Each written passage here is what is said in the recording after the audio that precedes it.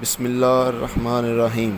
السلام علیکم ناظرین، یقیناً آپ نے سنا ہوگا کہ 2023 میں معاہدہ لوزان ختم ہو جائے گا اور ترکی پر لگائی گئی پابندیاں بھی ختم ہو جائیں گی، اور یہ بھی امید ظاہر کی جا رہی ہے کہ ترکی میں دوبارہ خلافت عثمانیہ کو بحال کیا جائے گا۔ مگر کیا آپ جانتے ہیں کہ معاہدہ لوزان ہے کیا؟ کیا واقعی معاہدہ لوزان کے تحت ترکی پر کوئی پابندی عائد کی گئی تھی یا نہیں؟ معاہدہ لوزان کس نے کیا، کیوں کیا اور کب کیا؟ معاہدہ لوزان میں کیا شرائط منظور ہوئیں؟ اس حوالے سے آج آپ کو معلومات فراہم کی جائیں گی۔ تو آگے بڑھنے سے پہلے میرے معلوماتی چینل کو ضرور سبسکرائب کر دیں، بیل کے آئیکن کو پریس کر دیں، جہاں آپ کو اسلامک ہسٹری، قانون اور دنیا بھر کی معلومات ملتی رہیں گی۔ تو ناظرین، 24 جولائی 1923 کو سوئٹزرلینڈ کے شہر لوزان میں پہلی جنگ عظیم کے اتحادیوں اور ترکی کے درمیان معاہدہ لوزان طے پایا۔ چونکہ یہ معاہدہ لوزان کے مقام پر طے پایا، اسی مناسبت سے اسے معاہدہ لوزان کہتے ہیں۔ جیسے کہ ماضی میں بھی معاہدوں اور جگہوں کے نام کے مقامات سے جنگیں اور معاہدے مشہور ہوئے، مثلاً جنگ بدر یا صلح حدیبیہ وغیرہ۔ ناظرین، آپ کو یہ جان کر حیرت ہوگی کہ معاہدہ لوزان وہ معاہدہ ہے جس کی وجہ سے ترکی کو پہلی بار عالمی سطح پر ایک آزاد ریاست تسلیم کیا گیا تھا۔ یہ معاہدہ بنیادی طور پر ترکی اور فرانس کے درمیان ہوا، لیکن ایک فریق ترکی اور دوسری طرف سے سلطنت برطانیہ، جسے برٹش امپائر بھی کہا جاتا تھا، فرانس، اٹلی، جاپان، یونان اور رومانیہ شامل تھے۔ دوسرے فریق میں فرانس، اٹلی، یونان، جاپان اور رومانیہ شامل تھے، مگر معاہدہ لوزان کا متن فرانسیسی زبان میں لکھا گیا اور یہ فرانس کی تحویل میں ہوا۔ ناظرین، یہ خلافت عثمانیہ کے اختتام کے بعد پہلا معاہدہ تھا جو کسی اور زبان میں لکھا گیا، جبکہ اس سے پہلے خلافت عثمانیہ کے یورپ سے ہونے والے تمام معاہدے ترکی زبان میں تھے۔ ناظرین، مصطفیٰ کمال اتا ترک نے خلافت عثمانیہ کا خاتمہ کیا اور ترک فوج کی جانب سے یونانی فوجوں کو اناطولیہ سے باہر نکالنے کے بعد جمہوریہ ترکی نے معاہدہ سیورے مسترد کر دیا۔ 20 اکتوبر 1922 کو امن کانفرنس کا دوبارہ آغاز ہوا اور طویل بحث و مباحثہ کے بعد ایک دفعہ پھر 4 فروری 1923 کو ترکی کی مخالفت کے باعث متاثر ہوئی۔ 23 اپریل کو دوبارہ آغاز ہوا اور مصطفیٰ کمال کی حکومت نے شدید احتجاج کے بعد 24 جولائی کو 8 ماہ کے طویل مذاکرات کے نتیجے میں معاہدہ لوزان پر دستخط کیے۔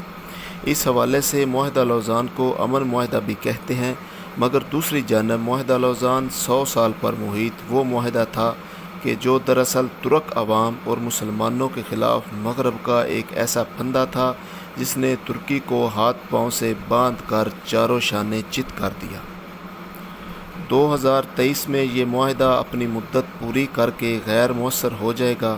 معاہدہ لوزان دراصل ہے کیا، اس کے ترکی پر کیا اثرات مرتب ہوئے، اور مغربی طاقتیں 2023 آنے سے قبل ہی خوفزدہ کیوں ہیں، اور ترک صدر رجب طیب اردوان اپنی تقاریر میں 2023 کا ذکر کرتے ہوئے یہ کہتے کیوں نظر آتے ہیں کہ 2023 کے بعد ترکی پہلے جیسا نہیں رہے گا؟ یہ سوال اپنے اندر نہایت دلچسپ معلومات اور تاریخ رکھتے ہیں۔ ناظرین، معاہدہ لوزان جنگ عظیم اول کے فاتح قوتوں کے درمیان طے پایا۔ اس وقت فاتح قوت ترکی کے بڑے حصوں پر قابض ہو چکی تھی۔ ان قوتوں میں سے برطانیہ نے وہ خطرناک اور ظالمانہ شرائط معاہدہ لوزان میں شامل کروائی تھیں جن کی روح سے ترکی کے ہاتھ پاؤں باندھ دیے گئے، اور ترکی اگلے 100 برس تک اس معاہدے پر عمل درآمد کرنے کا پابند تھا۔ معاہدہ لوزان کی پہلی شرط: معاہدہ لوزان کے تحت خلافت عثمانیہ ختم کر دی گئی اور عثمانی سلطان کو ان کے خاندان سمیت ترکی سے جلا وطن کر دیا گیا۔ نمبر 2، خلافت عثمانیہ کی تمام مملوکات ضبط کر لی گئیں، جس میں سلطان کی ذاتی املاک بھی شامل تھیں۔ نمبر 3، ترکی کو ایک سیکولر اسٹیٹ قرار دیتے ہوئے دین، اسلام اور خلافت سے اس کے تعلق کو ختم کر دیا گیا، یہاں تک کہ عربی زبان پر بھی پابندی لگا دی گئی اور ترکی میں عربی زبان میں اذان دینے پر مکمل پابندی عائد کر دی گئی تھی۔ نمبر 4، ترکی پیٹرول کے لیے نہ اپنی سرزمین اور نہ ہی کہیں اور ڈرلنگ کر سکے گا اور اپنی ضرورت کا سارا پیٹرول امپورٹ کرنے کا پابند ہوگا۔ نمبر 5، باسفورس عالمی سمندر شمار کیا جائے گا اور ترکی یہاں سے گزرنے والے بحری جہاز سے کسی قسم کا کوئی ٹیکس وصول نہیں کرے گا۔ ناظرین، واضح رہے کہ باسفورس کی سمندری کھاڑی بحر اسود، بحر مرمر اور بحر متوسط کا لنک ہے، اور اس کا اندازہ اس بات سے لگایا جا سکتا ہے کہ یہ عالمی تجارت میں ریڑھ کی ہڈی کی حیثیت رکھتا ہے۔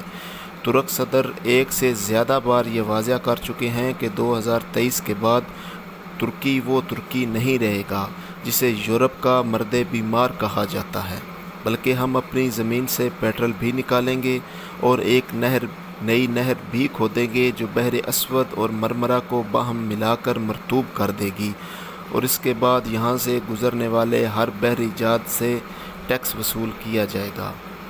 تو ناظرین، یہ تھی آج کی معلومات۔ اگر آپ کو یہ معلومات پسند آئی ہوں تو ویڈیو کے آخر میں کمنٹس ضرور کریں اور ویڈیو کو لائک کر دیں۔ اللہ حافظ۔